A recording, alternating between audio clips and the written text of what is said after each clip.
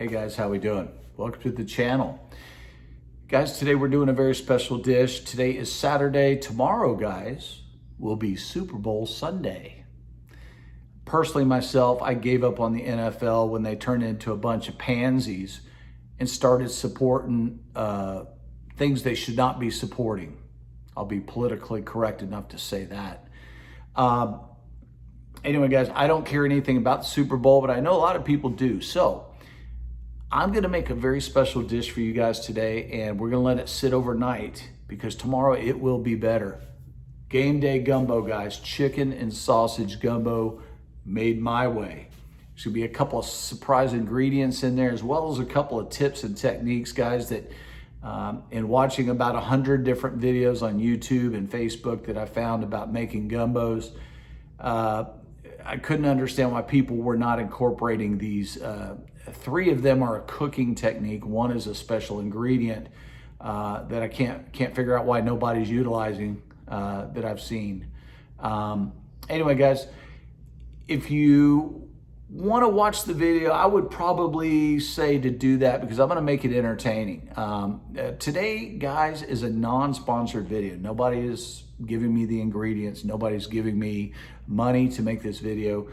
I'm making this video today, guys, for two very special people.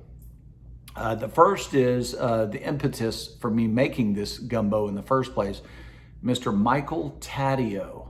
Now, Michael was the executive chef and a very good friend of mine. He was executive chef at Vespaio Restaurant down in Austin, Texas. Now, Vespaio is now defunct from what I understand. It was an old house that the Dailies, I can't remember, they're Mike Daly and his wife Joanne Daly, I believe.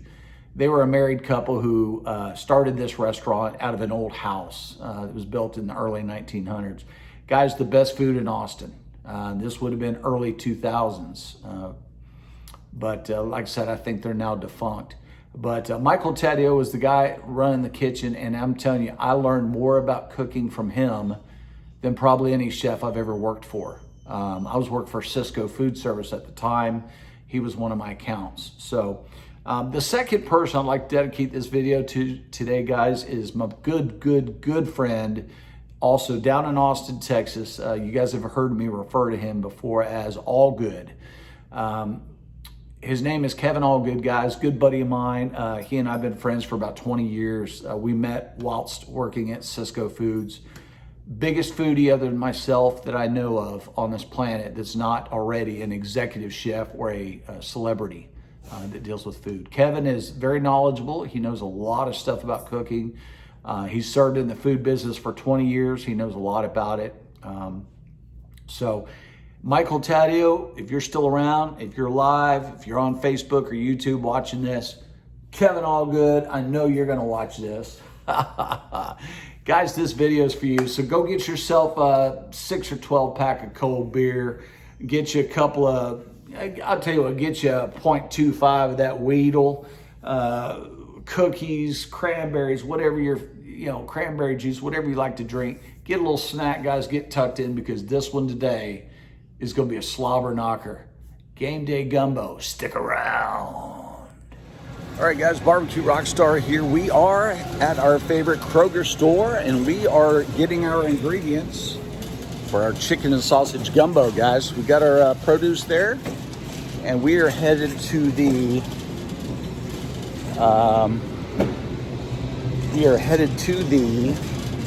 chicken stock aisle. Back in a minute.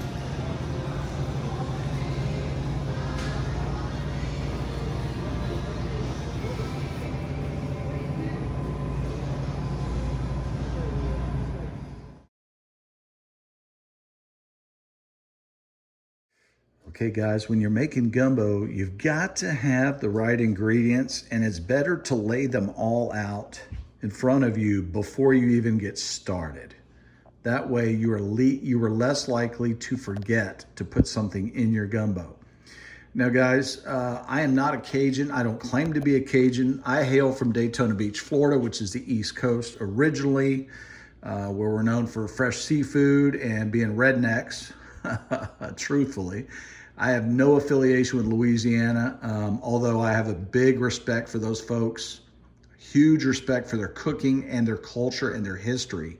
So guys, today is not going to be so much a technical video, more so a creative interpretation of a staple of Cajun, Creole, and Arcadian cooking. Guys, let me go through the ingredients that we're gonna be using. We've got some fresh boneless, skinless chicken thighs there, guys. We've got some country boy sausage, which is smoked pork and venison, guys. Venison. Now, I know down in the woods down there in Louisiana, a lot of guys be using venison sausage because they've got a freezer full of it. We've got a cold beer we're going to add, right? This is a beautiful Trumpet Master, if you're watching, dude. St. Arnold's Brewery, oldest brewery in Texas, Spring Bock. This is a German style, Czech style Bock, but it's not a heavy Bock like Shiner. It's a lighter Bock. So hence the name Spring Bock. Got our celery, guys. Got our salted butter we're going to use today. Got to be careful. I learned a lesson last night about using salted butter. Better than bouillon. We got some fresh chopped garlic there, guys. Gumbo filet just for a little sprinkle at the end. Little Cajun all seasoning. If you guys notice, Trumpet Master, I'm talking to you, boy. Fiesta, Bollner's Extra Fancy Fiesta. Al Lunacy, you know what I'm screaming, boy. Yellow onion. I got the bell pepper, guys. Onion, bell pepper, and celery are known as the Holy Trinity. Again, guys, I'm not an authority on that, so don't quote me. But yeah, I think it's onion, bell pepper, and celery. We got some all-purpose flour, AP flour. We got a little chicken stock there, guys. We got some vegetable oil, white rice, and I believe that's going to be it. We've got our Dutch oven over here, which is 1810 stainless steel. I find that I get a really good fond on the bottom of that versus my expensive Calphalon nonstick. Guys, I'm going to get all this stuff prepped. I'm going to get all this stuff prepped. Lay off the weed, John. And I'm going to get everything ready, guys, and I'll bring you back. Golly. Bring you back here in just a minute. Thanks so much for watching.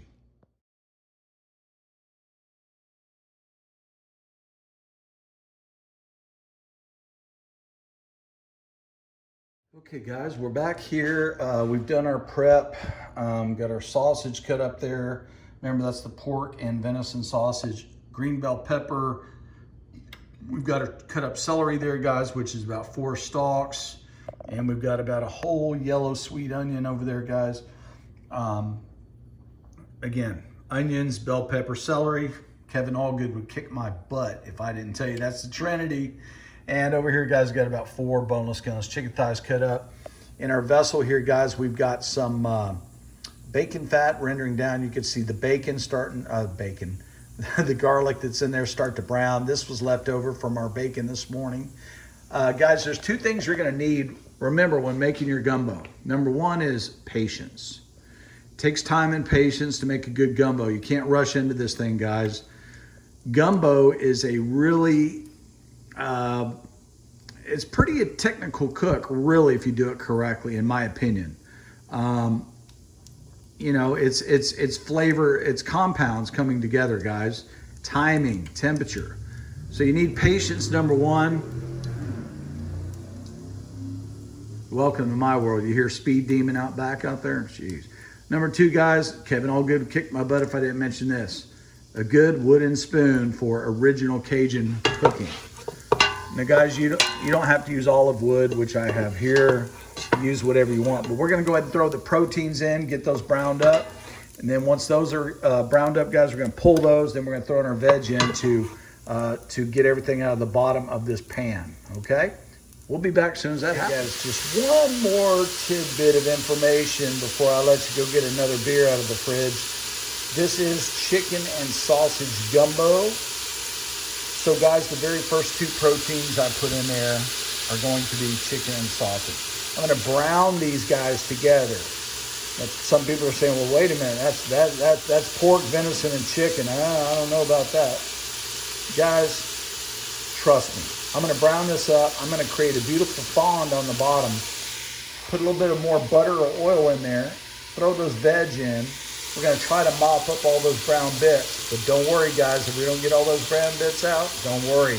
I got a plan for that too. Stick around. Okay guys, so we have browned off our proteins, and that's what it left in the bottom of our pan is that beautiful, delicious flavor compound known as fond. Guys, that is protein and sugar that you're seeing there. Protein and sugar. Both are binding compounds to whatever they touch. In other words, they will impregnate whatever they hit with flavor.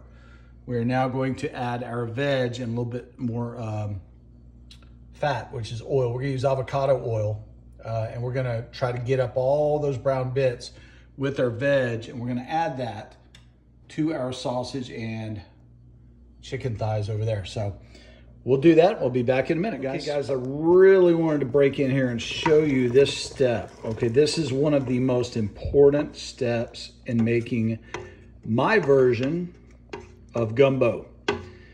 Now guys, again, I'm not a Cajun, I'm not a Creole, I'm not Arcadian, I'm nothing that Creole, I'm nothing. I'm a Texan who loves good flavored food, okay?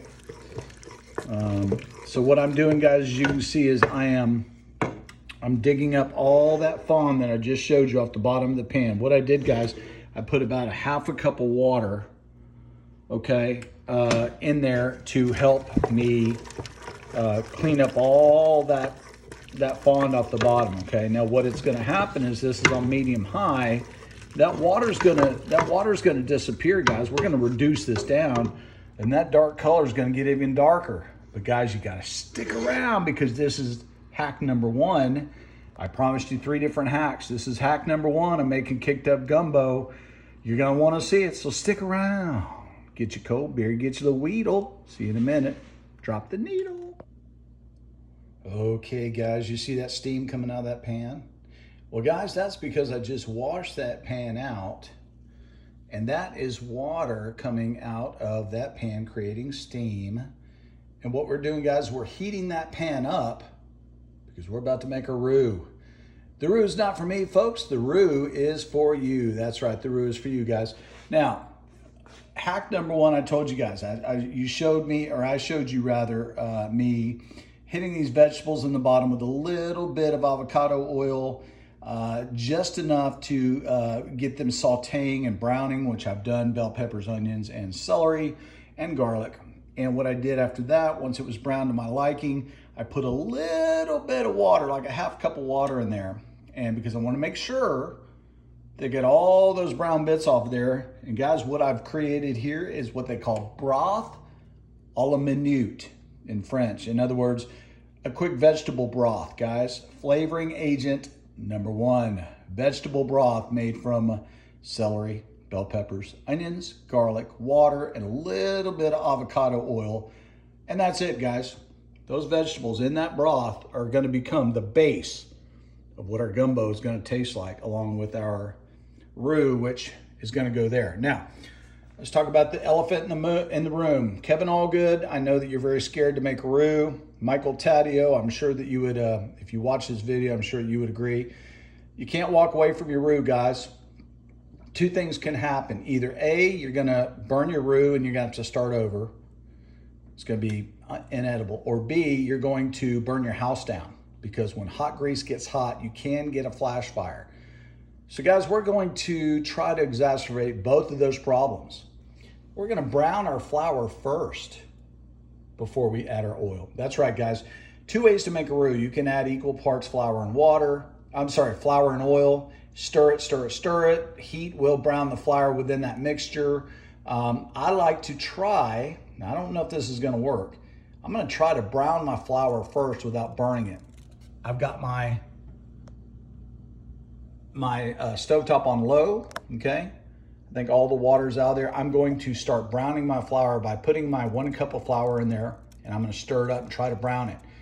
At the time I either get bored or it's not working, or it's working to the point where I can add my oil, I will then add my 1 cup of oil, and I will continue to stir until I get the color I want. And then hack number 2, guys, hack number 2 will reveal itself to you. You wanna see that, stick around. Okay guys, like I said, I've got 3/4 of a cup of all-purpose flour in here, gold medal all-purpose flour. And what I'm doing is I'm just simply stirring it, guys. We're on low medium, but guys, you got to watch this. Now, you can burn this flour in a heartbeat too. Just because it's in dry ingredient doesn't think it won't scald, because it damn sure will. It's wheat germ is what it is. So it will burn, guys. Very, very delicate. So you got to keep stirring it and shaking the pan. And I can't do this filming with one hand and stirring it, but you guys get the idea. There's no oil in here, guys, but I'm making roux. I'm gonna brown this flour as dark as I can safely get it without scalding it, without burning it, without making it acrid to the taste. You'll see little wisps of smoke come up. That's when you gotta really keep it shaking, guys. Keep it shaking, okay? Keep it shaking, which I gotta have two hands. So I'm gonna add the oil. Once this gets dark enough, I'll bring you back right before I drop the oil in it. Okay, guys, I don't know how well you'll be able to see this on camera, but that flour is starting to get browned, okay? The problem is, guys, I'm getting a little bit more wisp of smoke than I'd like. So I'm gonna go ahead and add my oil now, 3/4 cup, just like I did with the flour. And I'll be right back, guys, and I'll run you through how to make the roux, okay? Back in a minute. Okay, guys, I'm back. I wanted to show you, I just incorporated my oil into that flour. That is the brown flour, guys. I literally just put the vegetable oil in there, so it's not been browning with the oil in it. That was the color that I browned my flour to, okay? And the reason I wanted to show you that, guys, is because it's no real big deal. You could do it with the oil without. If I can do it safely without the oil, which is highly combustible, flour is combustible, but not quite near as low of a temp. It would take a lot higher temp to catch flour on fire, but it can be done. I just wanted to show you a safer way you can get your roux started. Okay, now at this point, guys, this is called peanut butter stage, right? You want to keep stirring the pot. You notice I switched from my trusty old school olive wood spoon to my Pampered Chef. Where does it say there? Yeah, the Pampered Chef. I switched to my spatula because I can get in the corners, okay? You don't want it to burn. I can scrape down my sides. Very important. You don't want that flour to burn. That will ruin your roux as well. But guys, the main thing is here I want to impart upon you is to, guys, keep this thing going, keep it a low temp, keep it under control. There's a fine line between good roux and burnt roux, okay? Good roux is for you, burnt roux is not for you. So I'm gonna keep going with this. I'm gonna get it to the desired color and I'm gonna bring you right back. Stick around. Guys, I have safely gotten our roux to the milk chocolate stage, okay? And this is where hack number 2 comes in, guys. Again, I've not seen this anywhere on the socials, guys. I'm gonna impart this little bit of wisdom to you. Now, I've never tried this, all right? So my buddy All Good there in Austin says, dudes, you might wanna run a little bit of a test where you just show it on your YouTube channel, because what if it doesn't work? I simply replied, it's got to work. He says, well, what's the science behind it? And I said, well, there is no science. I deconstructed it in my head and it should work. If you notice, I removed this hot oil and flour mixture off the fire, okay? So I'm still stirring it. The bottom of my pan is absolutely clear, which is what you wanna make sure is the case. But guys, remember I told you earlier, I'm gonna put a little bit of that better than bouillon in there. Maybe you don't have 8 hours to sit around and make your roux turn black, right? Black is the flavor of gumbo. That's, you know, that's where it gets its flavor, is that color. And that's that dark flour.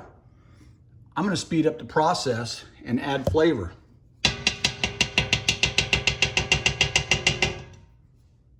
Now, as Justin Wilson would say, and you got to stir the pot.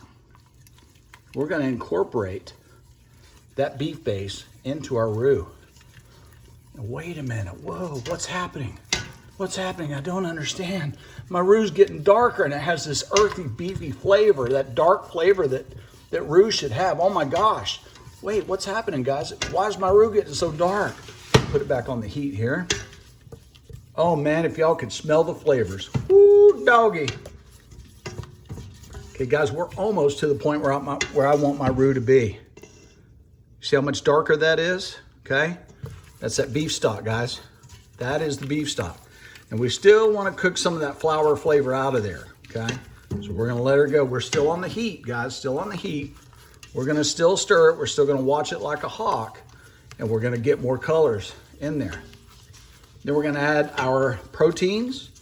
We're gonna let those get good and coated, and then we'll start adding our beef broth and our vegetable broth and our chicken stock, guys. And then at that point, we can just bring it to a boil, BTB, right? Bring to boil, BTB, and then RTS, return to a simmer or reduce to a simmer. Okay, and then at that point, you just put a lid on it and go outside and smoke a cigar, which we will do. I'll make that part of this videos too, so you guys can see what I do. This is a lot of work, guys. I mean, look, hey man, there's no disillusions. This is a lot of work, but it's definitely worth it. You get a flavor enhancement, guys, with this beef broth, because you're cooking, right? You're cooking it into that flour. And that flour's hot, guys. It's almost to the boil, I can tell you. So I really want to stir it. Now let me get this really dark, and let me get all my stuff mixed in. I'll be right back. Okay, guys, this is our roux. The beginnings of our roux anyway. I've got it to that color I want it to get. Let's see if I can get the light out of there for you. That's pretty dark. That's like ground beef color. That's as dark as I'm willing to go, guys. I can darken it up later with either some browning sauce, or I could use Worcestershire sauce, which is probably what I'm gonna opt to do because it lends itself well to the gumbo flavor profile that I'm trying to achieve. But guys, you can see how I did that. I browned the flour first. I mean, this thing is still screaming hot, but I took it off that heat. And I'm about to add my protein, guys. Now, this is another little hack. Hack number 3, okay? Always add your product to a gumbo off the heat. That stuff right there will really ruin your day if you get it on your skin. So in other words, if I had this over here and I start adding poultry that has water in it and it starts splashing and it gets on my arm, I'm gonna be pretty pissed off. Take it off the heat, let it cool off ever so slightly.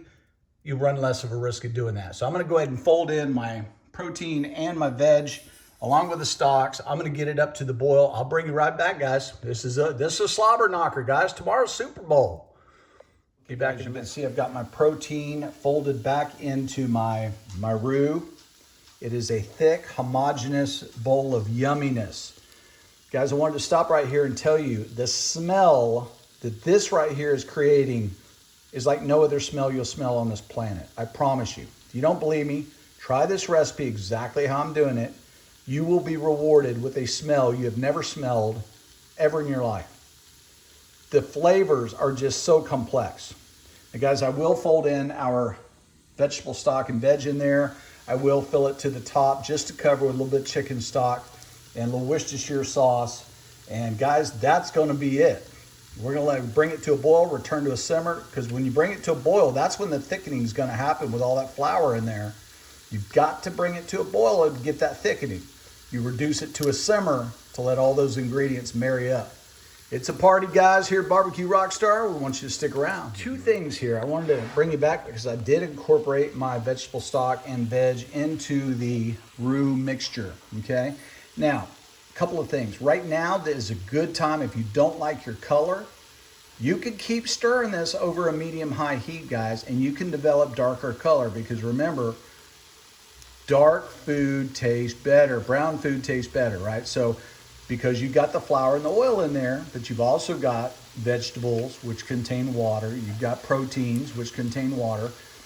You could actually get a little bit more color out of there, developing a deeper base of flavor if you just keep stirring this. I am not gonna do that because I'm pretty happy with where I'm at with my flavors. I can smell it. Guys, remember, you don't have to use candy thermometers to check your oil and flour mixture temp. You don't have to do all that, guys. Use your nose. Use your brain.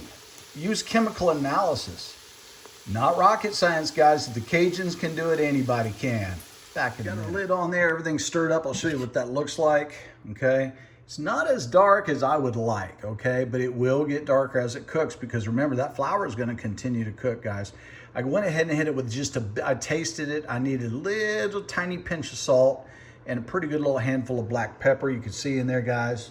And season that up. That's all the seasonings I'm gonna use. Until we throw in the gumbo filet there. And then we will let the soup speak for itself. So we're gonna bring this to a boil, guys. We'll turn it to a simmer and I'll bring you back. Go get you a cookie and a cold beer. Meet me back. Guys, one more little tip. When I say bring it to a boil, guys, I mean a rolling boil. That will activate the starches in the flour to thicken up over high heat. So what we're gonna do now is we're gonna return this to a simmer. We're gonna keep it covered, let it go for 20 minutes. We're gonna stir it occasionally, about every 5 minutes. Then we're gonna take the lid off and we're gonna let it even reduce down further. That's where your dark color is gonna come from, guys. So I wanna explain to you, when I talk about Michael Taddeo, executive chef of Vespaio, and Kevin Allgood, I go through all this to cook this gumbo for these guys because quite honestly, I want to show them what I got, right? I want to show them what I got. So we've got it we brought it to a boil, we turned it to a simmer. It's covered right now, 20 minutes. We're gonna remove the lid, we're gonna let it reduce. That's when the flavor concentration really will happen, guys. And then whenever I get ready to eat, we'll put it in a bowl over some white rice, okay? And we'll then add our gumbo filet at the end. A lot of people use it as a thickener. I don't need a thickener. I'd rather have mine glossy soupy, I call it glossy soupy. Soupy with a little bit of chunk on it, a little bit of gloss on it. But I want to taste every ingredient I put in there. I want to taste every little technique that I put in there to build those flavors. I want to taste that brown flavor. Guys, they don't sell brown flavor. Browning sauce is not brown flavor. It's brown color. It's caramel color, guys. I did not use any of that because I don't have any. I would have. It's a good cheat, but it's not going to give you the flavor that real gumbo has. Again, guys, full disclosure, I'm not a Cajun. I'm not a professional gumbo chef. I'm nothing, okay? I'm just a guy who, tomorrow's the Super Bowl. Quite honestly, I don't give two craps about it. But I do care about you guys, okay? And so I wanted to show you this how-to video because a lot of the videos I've seen don't have some of the techniques that I've shared with you today. Their gumbo might be better than mine. Who knows, right? I'm not going to say this is the best. We haven't tried it yet. So I'm just breaking in here because I'm about to light up a cigar, pop open another coldie, and I'm going to kick my feet up out here and just enjoy the day and enjoy every time I go in there to stir my gumbo in the house because it's going to smell delicious. So if you're still watching this video, I appreciate it. Drop a comment. I want you to drop the word Taddeo, T-A-D-D-I-O, or Allgood, A-L-L-G-O-O-D. That'll let me know that you made it through 3/4 of the video. The next video you'll see, guys, will be the reveal, okay? The next segment will be the reveal and the taste test. So stick around for that. But please, if you're watching this right now, T-A-D-D-I-O in the comments, or A-L-L-G-O-O-D, which is Mike Taddeo and Kevin Allgood. I'm dedicating this video to you guys. And for all y'all are watching, I love you. See you in a minute. All right, guys, I just came in from the outside, and guys, walking into that door right there, this smell just knocks me off my feet. Look at the color we're generating, okay? We are reducing this, and that's where you're going to concentrate all your flavors. I'm going to probably let this go another 30 minutes, okay? I'm going to give it a stir, and then I'm going to see what we've got, and then I'll start cooking my rice because, guys, I got to admit to you, I've had nothing to eat today, and it's 5 o'clock p.m. Central Standard Time. I've been cooking this stuff since 11 a.m., so I'm about ready to get a big bowl of rice and get to eating, so... Thank you so much for sticking with me, guys. This here is really art, and I love sharing my process of creating it with you.